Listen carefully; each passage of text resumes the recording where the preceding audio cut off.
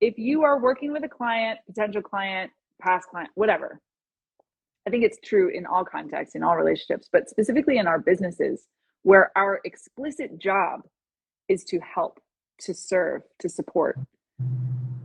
The only times that we get triggered really are when our people need our support the most. It's when they're triggered, we get triggered, generally speaking.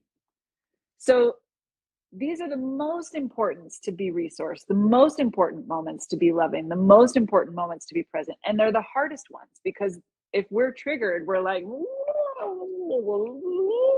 you know, it's not trivial to stay present and centered in those moments. I think that's what people pay me for, actually. Like, the reason that I can charge multiple six figures for coaching with me, that's the highest level. But the reason that I can get, who does that? That's crazy. At some level, that's crazy to me. Why? Because I can hold people in my loving attention, not perfectly, but way better than average, way better than average. And that's what they need. Right? So when my client comes to me and is totally freaked out about whatever the fuck and ready to throw their vision on the ground, they're so spun out about what they can and can't do, what they have to give up. If they do it, it's going to be pressured, and they're going to have to like pay their parents and do all these things that they don't want to do. And they've bought into some toxic story that ruins their desire to actually do the work. Totally removes them from that process. In those moments where they are literally fishing out in every direction, buy into my story, this is terrible, isn't it terrible? And they bring that to me, and I'm like, oh, I'm so excited for you. Go ahead, bring me more. You want to be upset? I'm not going to disturb me. Let's fucking go. What wants to be seen here? What's the opportunity here? Ooh, I can see. And I'm not just saying this. This is not me going through the motions. I genuinely see the possibility. It's like, ooh, I see the portal that's just opened up. Anytime a portal opens up, your subconscious is going to kick up all kinds of noise, because it doesn't want you to go through an exponential portal. The subconscious is built to keep you from those portals. So if you manage to get one by your subconscious, open a portal in the first place, subconscious is going to freak the fuck out. That's how you know what's really going on.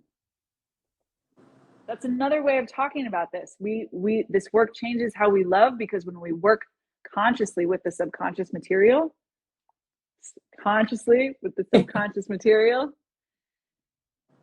subconscious is not built from love. It's actually, the subconscious is what protects us from all the moments when we didn't feel loved. It is defined by not love. It is defined by absence of love. It is defined by the need to protect from not love. As we increase our capacity to work with our subconscious, what we're doing is learning how to love our subconscious, learning how to love where our subconscious is triggered, learning how to bring love there. And that's the fucking revolution. I swear to God, if every human being was doing this work, just number one, recognizing they have a subconscious and it wants to sabotage them. Two, the droppings of the subconscious, like recognizing that, oh, anytime I feel bad, subconscious is activated, and bringing love to that, all systemic oppression would end. All hunger and scarcity and trauma would be over. Or at least that would be that we'd be collectively on the path. I mean, this shit, I'm not hyperbolizing. Yeah. I mean, it sounds like a foolproof, fail-proof method to disarm. Just to Such a good word. Yeah, to just completely disarm it. And, you know, for so many people who are either tuning in now or will watch this later that are in service to other people, how powerful, right? Like how powerful that your own personal practice of whatever your practice is, and especially the work around money and sales and your offering to the world, to fortify that so that when you are actually with another person in service to them, that you can be there in that moment with so much love and none of your bullshit. I mean, that's one of the things so many people appreciate about working with you, is that there is a cleanliness. There is not a bleeding in or a muddying of like, I need help. I'm a little, you said spun out. I'm a little spun out. And then, you know, God forbid you wind up in a situation where the person who is meant to hold a container for you or help you or coach you or give you guidance of some kind cannot manage that. And some of their stuff bleeds in. Some of their stuff leaks in or confuses the situation, and they don't have the awareness to check that, to keep the love present. Then you can't disarm the other person, and you both start to spin out. And so I just think that it's so simple, the steps that you named, but it's so powerful, because it just, you know, if you stick with that, it has to drop. It has to.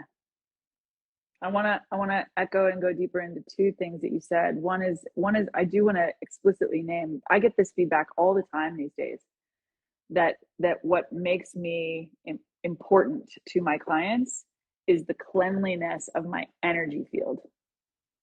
That they really feel there's nothing in between my attention and them. I think that's what they mean, although it'd be interesting to ask them more about that. That like this squeaky clean energy, that I will not use any of their material to harm myself, to distract myself, or take myself out of my love. That's what they're talking about in my language. And it is so rare, especially in money conversations, I will say. So that was one of the things. And I will say, I think it's disarming. And disarming, I mean in two ways. I really like that you use this word. I mean both, and I think you mean both, the kind of shock of the experience, right? Of like having a money conversation and having my love be uninterrupted. Having a conversation about saying no, about not paying, whatever the fuck it is, whatever it is. I cannot be deterred very easily. I mean, there are people that can get me. Again, happened yesterday, but like I am rare in my ability to hold that standard, and it is disarming. It is shocking, I think, for people to feel that. But I also liked the use of the word disarm, because I think our subconscious is weaponizing our experience, and so the potential for this disarmament to take those weapons out of the equation, so that we cannot harm ourselves and we cannot harm another person. Everything you want already.